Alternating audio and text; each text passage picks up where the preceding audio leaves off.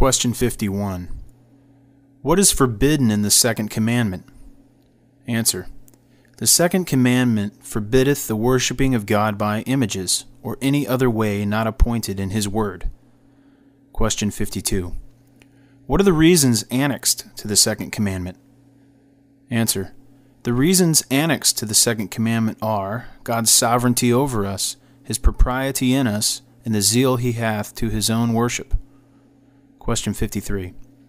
Which is the third commandment? Answer. The third commandment is, Thou shalt not take the name of the Lord thy God in vain, for the Lord will not hold him guiltless that taketh his name in vain. Question 54. What is required in the third commandment? Answer. The third commandment requireth the holy and reverent use of God's names, titles, attributes, ordinances, word, and works.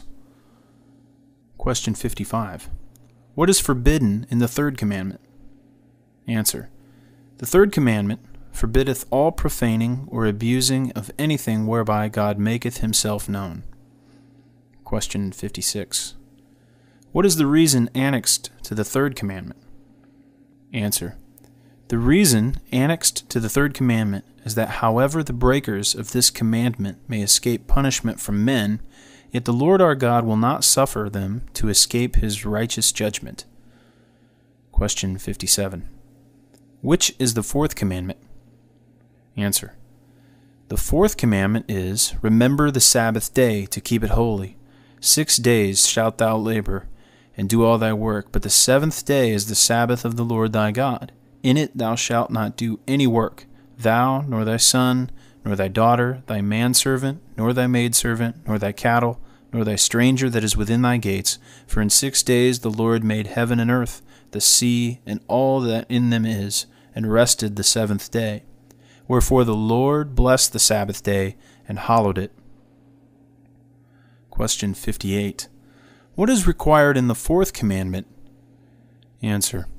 The fourth commandment requireth the keeping holy to God such set times as he hath appointed in his word, expressly 1 whole day in 7, to be a holy Sabbath to himself. Question 59.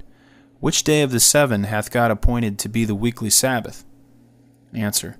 From the beginning of the world to the resurrection of Christ, God appointed the 7th day of the week to be the weekly Sabbath, and the first day of the week ever since, to continue until the end of the world, which is the Christian Sabbath. Question 60. How is the Sabbath to be sanctified? Answer.